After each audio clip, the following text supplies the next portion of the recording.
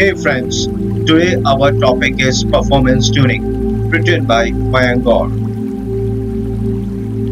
What is boilerplate code? There are several best practices for removing boilerplate code in Java. Use inheritance. Inheritance is a powerful tool for eliminating redundant code by creating a base class with common functionality and then inheriting from it in subclass. You can avoid duplicate code. Use interface. Interfaces define a set of common methods that class can implement. By defining interfaces and implementing them in your class, you can reduce the amount of duplicate code. Use annotations. Annotations can help to automate repetitive tasks by generating a code for you. For example, you can use auto-wired annotation in Spring to automatically wire dependencies. Use generic. Generics allows you to write code that is more generic and reusable. By using generic, you can write code that can work with wide range of type, reducing the need for duplicate code. Use design pattern. Design patterns are proven solutions to common problems in software design. By using design pattern, you can write code that is more maintainable, extensible, and reusable. Use code generator. Code generator can help to automate the process of creating code, reducing the amount of boilerplate code you need to write. For example, you can use tools like Lombok or Apache Common to generate code for you. By following these best practices, you can significantly reduce the amount of boilerplate code in your Java code base, making it more maintainable and easier to read. What is performance tuning? Performance tuning is the process of optimizing the performance of a system or application by identifying and eliminating performance bottlenecks. Performance tuning is a critical task for ensuring that system and applications perform optimally under high load and heavy usage. First point, there are several methods for performance tuning, including monitoring, profiling.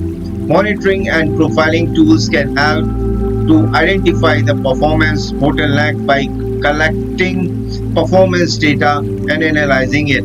This can include CPU usage, memory usage, disk input I/O, network input I/O, and other metrics. Code optimization. Code optimization involves making a change to the code to improve its performance. This can include optimizing algorithms, reducing the number of database queries, caching data, and eliminate unnecessary code. Configuration optimization. Configuration optimization involves making the change to the system or application configuration to improve its performance. This can include tuning database settings, adjusting several settings, and optimizing network settings. Hardware optimization. Hardware optimization involves upgrading or optimizing hardware components to improve performance. This can include adding more RAM, upgrading the CPU or GPU, and upgrading storage devices. Load testing. Load testing involves simulating a high load on the system or application on to identify performance bottleneck. Load testing tools can simulate a large number of users or transactions and collect performance data and identify the performance issue. By using these methods, performance tuning can help to improve the performance of a system or application, making it more efficient and responsive. Solid principles. Solid is an acronym for set of design principles that are commonly used in the object-oriented programming, including Java. These principles are single responsibility principle. A class should have only one reason to change. This means that the class should have only one responsibility or job, and if that job changes, the class should be changed for that reason alone. The principle promotes separation of concerns and modularity. Second, open close principle. A class should be open for extension but closed for modification. This means that a class should be designed in such that it can be extended to add new functionality without modifying the existing code. This principle promotes the code reusability and reduces the impact of changes on the rest of the system. The scope substitution principle. Subtype should be suitable for their base type.